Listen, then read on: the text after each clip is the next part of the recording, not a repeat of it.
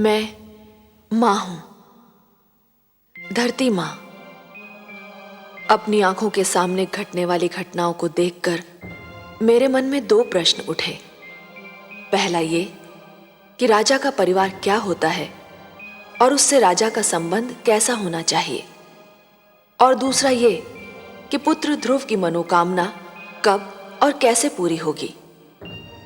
पहले प्रश्न का बहुत संतोषजनक उत्तर मुझे उस समय मिला जब देवर्षि नारद ने महाराज उत्तानपाद को बताया कि राजा का परिवार केवल उसके घर की चार दीवारी तक सीमित नहीं, उसका परिवार उसके समस्त राज्य में फैला होता है और प्रजा ही उसका वास्तविक परिवार है। ये उत्तर सुनकर मैं ये सोचने पर विवश हो गई कि देवर्षि नारद की इस वाणी को आज भुला क्यों दिया गया है और लोग इतने स्वार्थी क्यों हो गए हैं। परंतु दूसरे प्रश्न के विषय में मेरी चिंता ज्यों की त्यों बनी हुई है, क्योंकि जब मैंने भगवान विष्णु को यह कहते सुना कि वे केवल एक भक्त के लिए ईश्वरत्व की गरिमा का त्याग नहीं कर सकते, तो मैं समझ गई कि पुत्र ध्रुव के संकट का समाधान अभी दूर है। संभवतः उसे और दुख झेलना है और परीक्षा देनी है, और ये सोचकर मैं और माता लक्ष्मी दोनों दुखी हैं।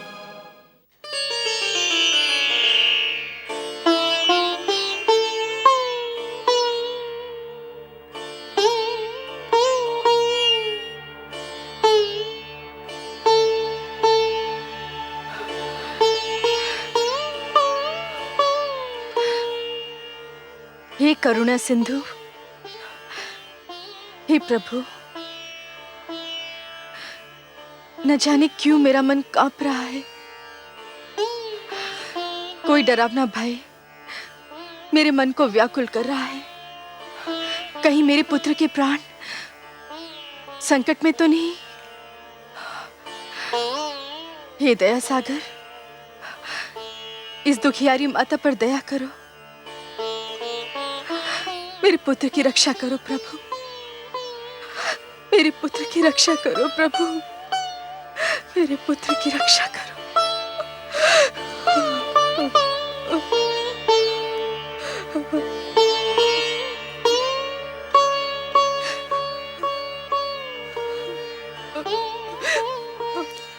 मेरे पाप का दंड मेरे पुत्र को न देना परमेश्वर।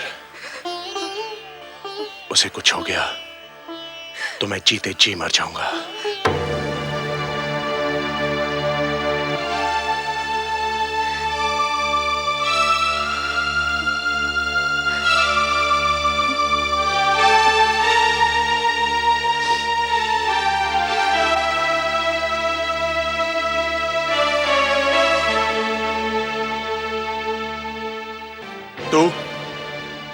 तू क्या करने आई है यहां? इसकी ममता के संसार में आग लगाकर उसके जलने का दृश्य देखने आई है? नहीं महाराज। क्या मिला तुझे हमारा सुख चैन छीनकर? धिक्कार है तुझे। चली जा, चली जा, नहीं तो मैं अपने क्रोध पर नियंत्रण नहीं रख पाऊंगा। जाने दीजिए स्वामी, जाने दीजिए। आप नहीं जानती महारानी सुनीति, यह सब इसी दुष्नारी का किया धरा है। ना ये ध्रुव को हमारी गोद से उतारती और ना हमें ये दुख भरे दिन देखने पड़ते। मैं कहता हूं चली जा, चली जा यहां से, कहीं मेरे हाथों से तेरी हत्या ना हो जाए। ऐसा मत कहिए स्वामी। सुरुचि को दोष देकर हम केवल अपने मन को बहला सकते हैं। ये तो नियति का खेल है। भाग्य में पुत्र वियोग लिखा था, सुमिल कर रहा। इसमें सुरुचि क्या करती? मैं नहीं मानता। भूल हम करते हैं और दोष हम भाग्य को देते हैं। ध्रुव सदैव इसकी आंखों में कांटे की तरह खड़कता रहा। इसी के कारण हमारा पुत्र राजमहल छोड़कर चला गया। मैं जानता हूं इसे। ये बड़ी अभिमानी है, बड़ी निर्दयी है ये। इसकी महत्वाकांक्षाओं का भी कोई अंत नहीं और इसे किसी के दुख का भी कोई ध्यान नहीं। मैं तो कहता हूं कि यदि इसका उत्तम कहीं चला जाता तो इसे पता चलता कि पुत्र वियोग क्या होता है। ये आप क्या कह रहे हैं स्वामी? दुखी होने का अर्थ ये नहीं कि कोई अपना विवेक ही खो दे। भगवान ना करे हमारा उत्तम कहीं चला जाए। वही तो इस राजभवन का कुलदीपक है। हमारा एक पुत्र तो न जाने कहां भटक रहा है। आप चाहते हैं कि हमारा दूसरा पुत्र भी हमसे दूर हो जाए?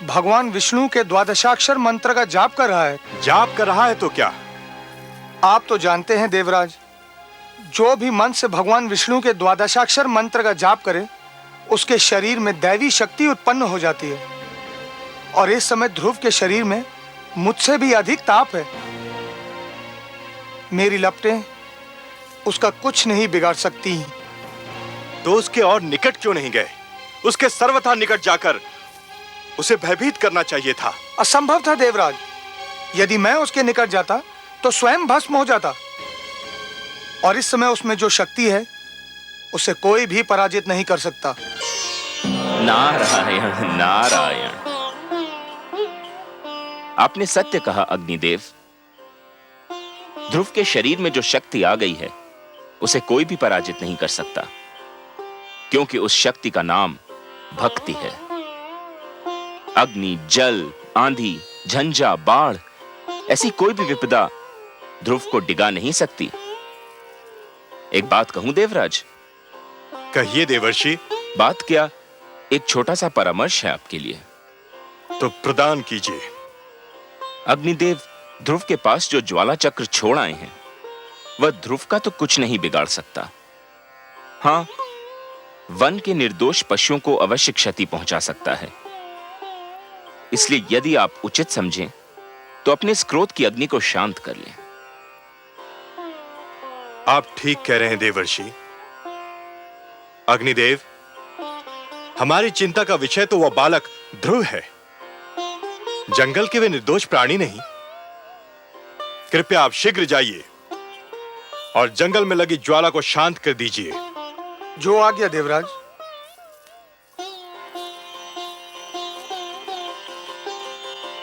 नारायण नारायण। ओम नमो भगवते वासुदेवाय। ओम नमो भगवते वासुदेवाय।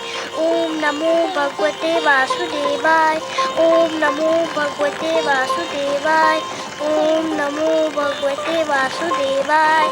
ओम नमो भगवते वासुदेवाय। ओम नमो भगवते वासुदेवाय।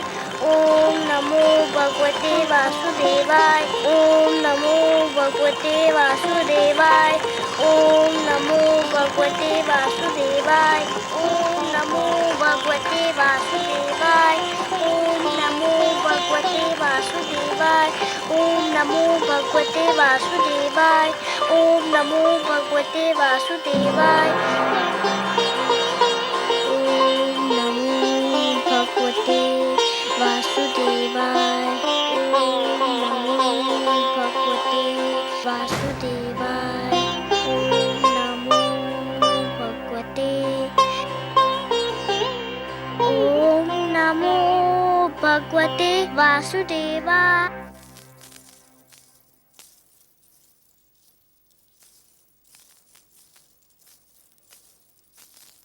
प्रणाम राजगुरु।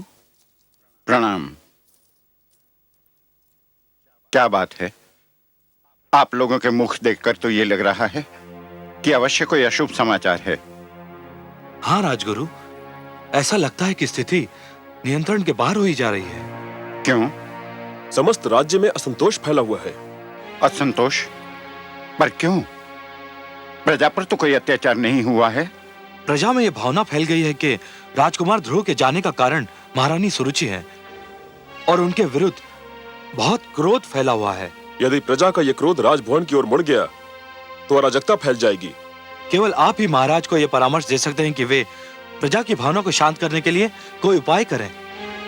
नहीं, महाराज इस स्थिति में नहीं कि वो कोई परामर्श दे सकें या ले सकें। पुत्र वियोग ने उन्हें निढाल कर रखा है। उन्हें तो ये सूचना देना भी उचित नहीं कि राज्य में असंतोष फैल रहा है। परंतु अब क्या किया जाए राजगुरु? कहने को तो देश राजा का ही होता है। उस पर राज्य करना, उसे संभालना राजा का कर्तव्य भी है और अधिकार भी। परंतु इन कार्यों को संपूर्ण करने में राजा जिन लोगों की सहायता लेता है वह भी उत्तरदायी होते हैं। रात्रि का अंधकार दूर करने का उत्तरदायित्व केवल चंद्रमा पर नहीं, उन तारों पर भी है जो चंद्रमा की चारों ओर चमकते हैं। यदि प्रजा में असंतोष फैला है तो उसे दूर करने का उत्तरदायित्व मुझ पर और आप पर भी है।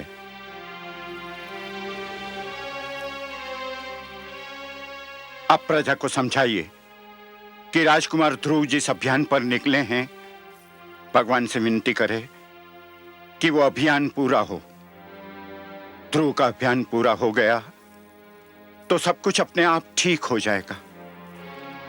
जाइए और प्रजा को समझाइए कि राजभवन में बिखरे दुख को अपनी भावनाओं से और बढ़ावा न दे और ध्रुव की रक्षा और इच्छा पूर्ति की प्रार्थना करे। जो आज्ञा राजगुरु।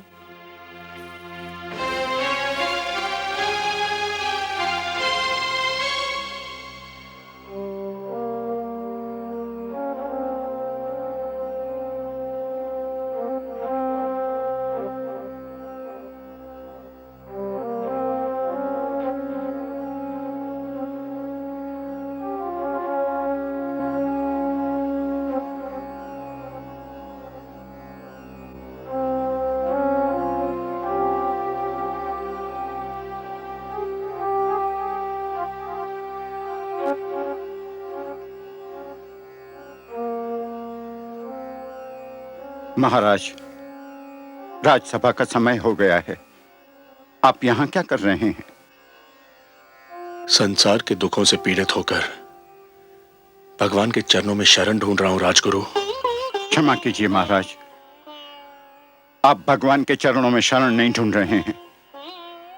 आप तो जीवन के कड़वे सत्य से घबराकर पलायन का मार्ग खोज रहे हैं, वास्तविकता से दूर भाग रहे हैं। ये सच है राजगुरु, परंतु जिस जुआरे ने एक ही दाव में अपना सब कुछ हार दिया हो, वो और कर भी क्या सकता है? जीवन युद्ध कीड़ा नहीं है महाराज। ईश्वर ने मानव को जीवन कर्म क्षेत्र के रूप में दिया है। आप इसे कर्म भूमि से पलायन की शरण स्थली बना रहे हैं। मैं हार चुका हूं राजगुरु, मैं हार चुका हूं। मैं इस कर्म क्षेत्र में जीवन का एक महायुद्ध हार चुका हूं। महाराज, किसी राजा का युद्ध हार जाना बड़ी बात नहीं है, पर किसी राजा का साहस हार जाना एक दुर्भाग्यपूर्ण घटना है।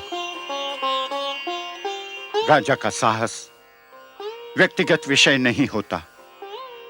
उस साहस के साथ प्रजा की आशाएं और उमंगें जुड़ी होती हैं। उस साहस के साथ प्रजा का भविष्य जुड़ा हुआ होता है। तो फिर मैं क्या करूं राजगुरु, मैं क्या करूं? उठिए और प्रजा के कल्याण की योजनाएं बनाइए। जो अपने परिवार का कल्याण ना कर सका, वो प्रजा का कल्याण क्या करेगा राजगुरु? यही तो आपकी भूल है महाराज।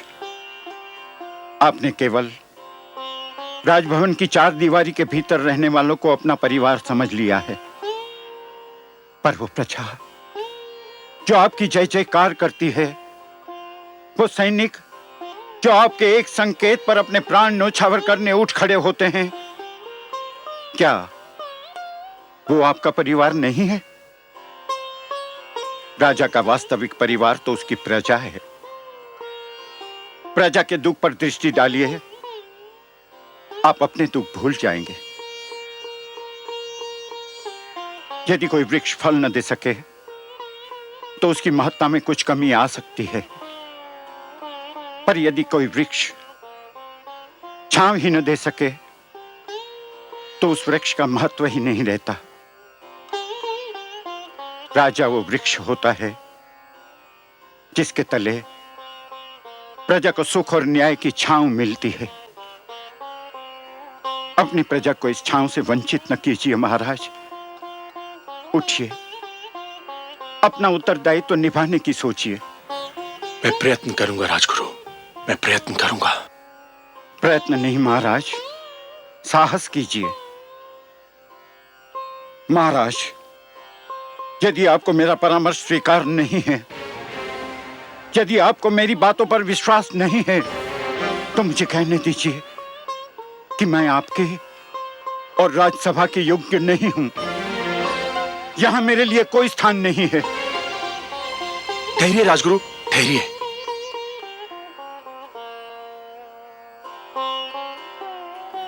राजगुरु, मैं जीवन में बहुत कुछ खो चुका हूं। यदि आप जैसा महापुरुष और मार्गदर्शक भी मैंने खो दिया तो मैं बिल्कुल कंगाल हो जाऊंगा। आपने मुझे सत्य का मार्ग दिखा दिया है, मैं आपका आभारी हूं। नमो भगवते वासुदेवाय।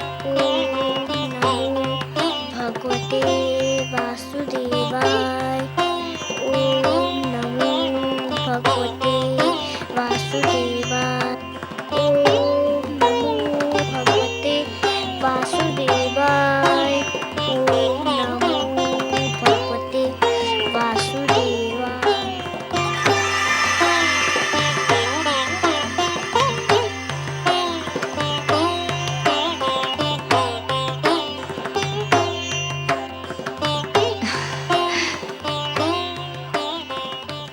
क्या हुआ स्वामी? हे कमल नयन, जब त्रिलोक में उजाला फैलता है, जब धरती पर बसंत झूमता है, जब कमल खिलते हैं, जब पुष्प अपनी सुगंध फैलाते हैं, मैं समझ जाती हूँ कि आप मुस्काए हैं। ये सारे दृश्य आपकी मुस्कान की ही छवि हैं। विधाता ने मुस्कान की रचना ही इसलिए की कि वो आपके अधरों की शोभा बढ़ाए। पर अभी अभी मैंने आपके अधरों पर जो मुस्कान देखी, उसमें एक विचित्र ज्योति, एक अद्भुत प्रकाश दिखाई दिया मुझे। जैसे आपके अधरों से मुस्कान नहीं, किरण फूट रही हो। कोई मुझे आनंद विभोर कर रहा है देवी। अवश्य ही सृष्टि के किसी भाग में भक्ति के प्रकाश का उदय हो रहा है। मुझे एक विचित्र आनंद का अनुभव हो रहा है। हो न हो, ये मेरे ध्रुव की भक्ति का ही चमत्कार है। उसके रोम रोम में केवल आप ही बसे हैं सर्वेश्वर। उसके हृदय में झांक कर देखे तो केवल आपकी छवि ही दिखाई पड़ेगी।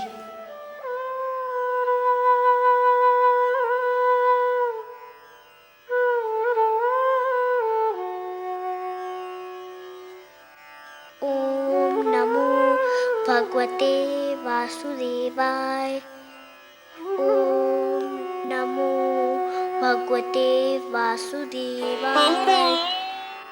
ओम नमो भगवते वासुदेवाय।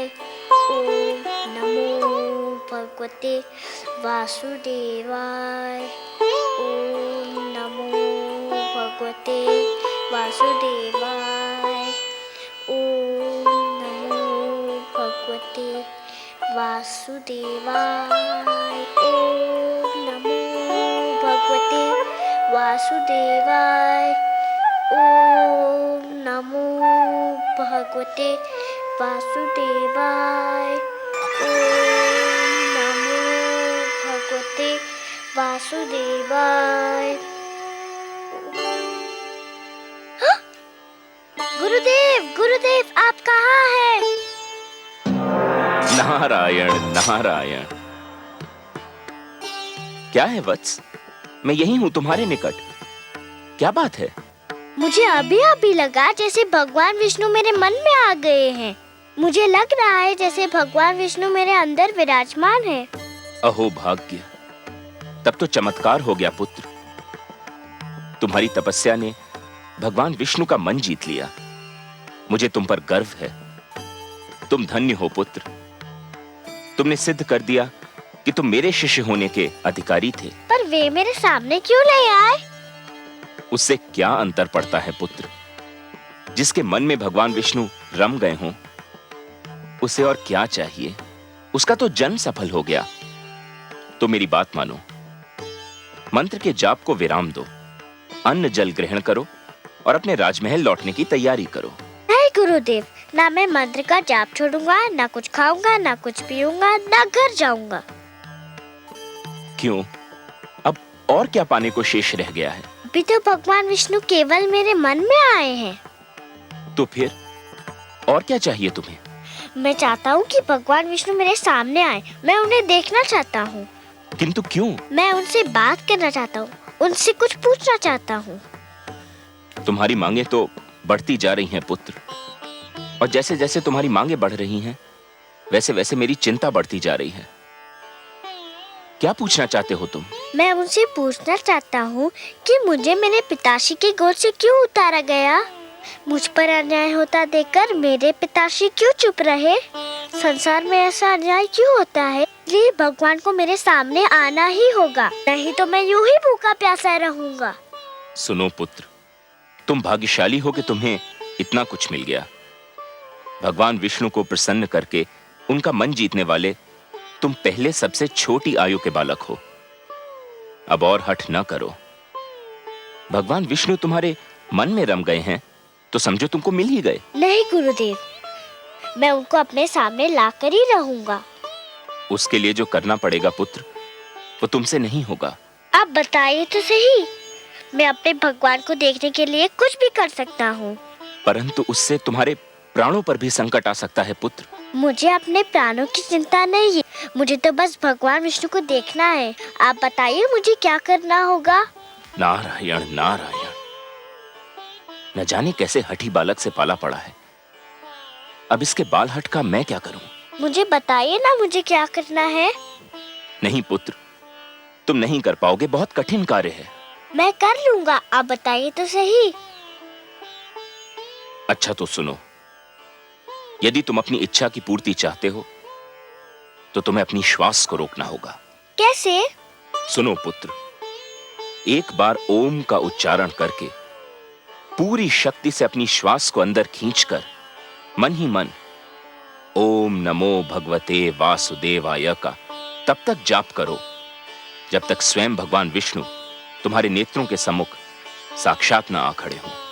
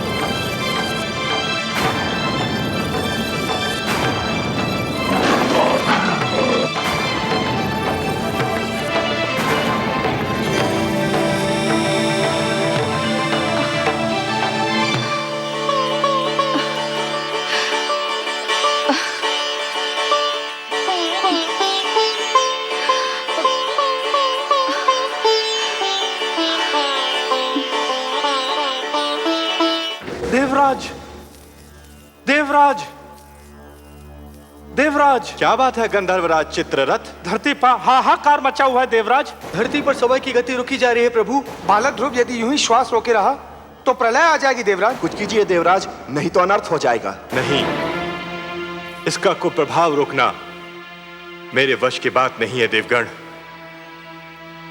हमें ब्रह्मा जी के पास चलना चाहिए, अब वही इसका कोई उपाय बता सकते हैं।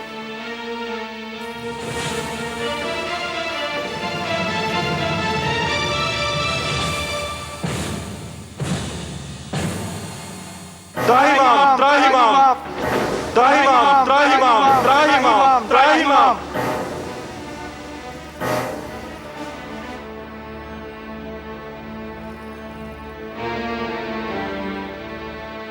हे ब्रह्मदेव, कोई उपाय कीजिए, नहीं तो बालक ध्रुव के कारण अनर्थ हो जाएगा। उसने श्वास रोककर संसार की सारी गतिविधि ही रोक दी। यह स्थिति थोड़ी देर और रही तो संपूर्ण जगत का सर्वनाश हो जाएगा। जगत की रक्षा कीजिए भाग्य विधाता। मैं क्या कर सकता हूं देवराज? मैं अपनी सीमा लांघकर तो नहीं जा सकता। मैंने जगत की रचना कर दी, यही मेरी सीमा थी। जगत की रक्षा तो केवल वही विश्वाधार, पद्मनाभ, लक्ष्मीपति, करुणा सागर भगवान विष्णु ही कर सकते हैं। और फिर ध्रुव, मेरा नाम तो नहीं जप रहा है कि मैं उसे शांत कर दूं। वो तो भगवान विष्णु के मंत्र का जाप कर रहा है। इस समस्या का संबंध उन्हीं से है और समाधान भी केवल वही कर सकते हैं। हमें मिलकर उनकी सेवा में चलना होगा। संसार को इस संकट से वही उबार सकते हैं।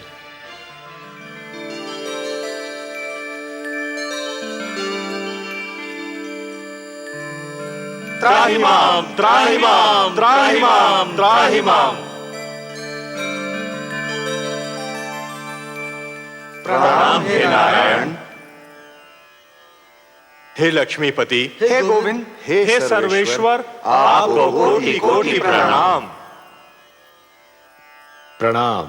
हे त्रैलोकीनाथ, सृष्टि की रक्षा कीजिए, नहीं तो आपकी सृष्टि को प्रलय आने से पहले ही एक महाप्रलय नष्ट कर देगी। ध्रुव ने जब से श्वास रोककर द्वादशाक्षर मंत्र का जाप आरंभ किया है, सारे संसार में वायु की गति रुक गई है। प्राणियों के दम घुट रहे हैं प्रभु। ध्रुव को रोकना मेरे वश में नहीं है भगवान। यह कार्य केवल आप ही कर सकते हैं। आप सृष्टि के रक्षक हैं, उसके पालनहार हैं। हम सब विनती करते हैं, आप ही ध्रुव की समस्या का कोई उपाय कीजिए प्रभु। समस्या बहुत गंभीर हो गई है। अब बात केवल एक बालक तक सीमित नहीं रही ब्रह्मा जी। सारी सृष्टि के समक्ष एक संकट खड़ा हो गया है। अब तो हमें जाना ही होगा अपनी सृष्टि की रक्षा के लिए, और फिर किसी और की भांति हमें भी तो ध्रुव के प्राणों की चिंता है।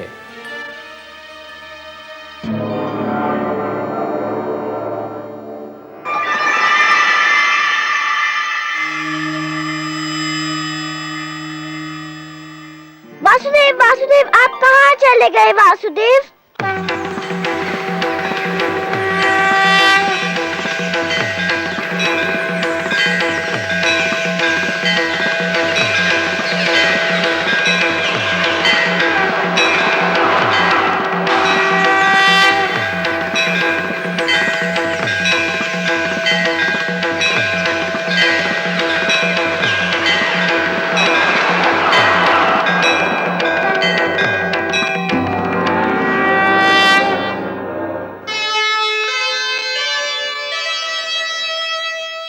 नन्हा सा ध्रुव हो गया, ऐसा भक्त महान, शक्ति दिखाई भक्ति ने, प्रगट हुए भगवान। वासुदेव, मैं कहीं नहीं गया वत्स ध्रुव। तुम मुझे अपने सम्मुख देखना चाहते थे ना? तो लो, देखो, मैं तुम्हारे नेत्रों के सामने उपस्थित हूं। तुम विजयी हुए पुत्र। तुमने मुझे जीत लिया। तुम्हारे जैसा तपस्वी न कभी हुआ है और न कभी होगा। तुमने सिद्ध कर दिया कि जीव ब्रह्म का ही एक अंश है और अपनी साधना से ब्रह्म को भी धरती पर ला सकता है। तुमने यह सिद्ध कर दिया वत्स कि सृष्टि की सबसे बड़ी शक्ति है भक्ति। वत्स ध्रुव, अब श्वास लेना आरंभ कर दो पुत्र। अब मैं कहीं नहीं जाऊंगा।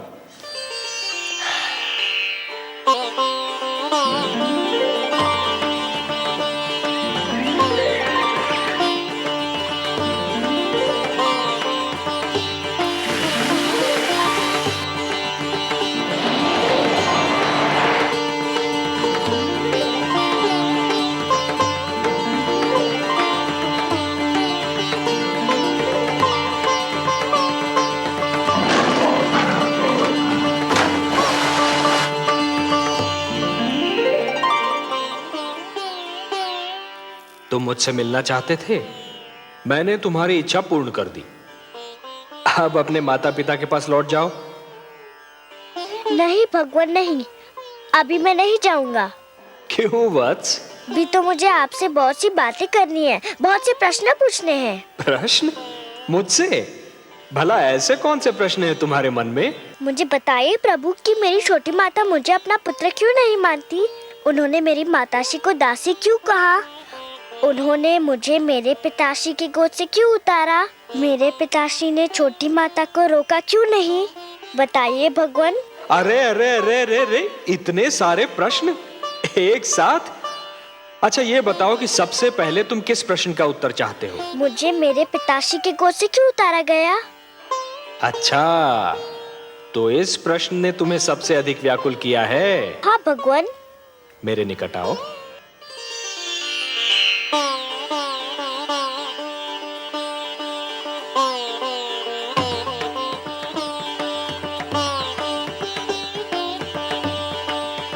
और निकट आओ वत्स।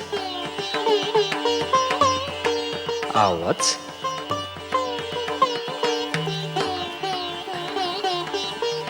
मेरी गोद में बैठ जाओ।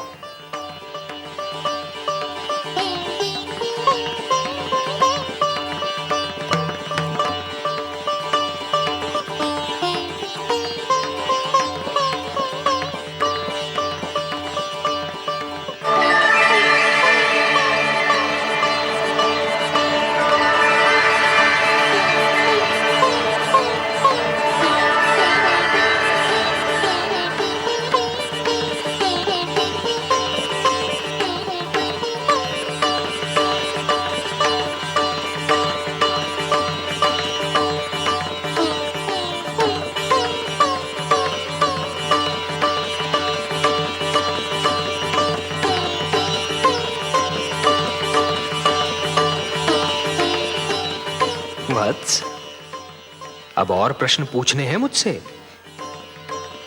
कुछ नहीं पूछना प्रभु, अब कुछ नहीं पूछना। अब तो मुझे हर प्रश्न का उत्तर मिल गया है। मेरे चारों ओर ज्ञान का प्रकाश फैला हुआ है। मैं वहाँ हूँ जहाँ केवल मैं हूँ और आप है।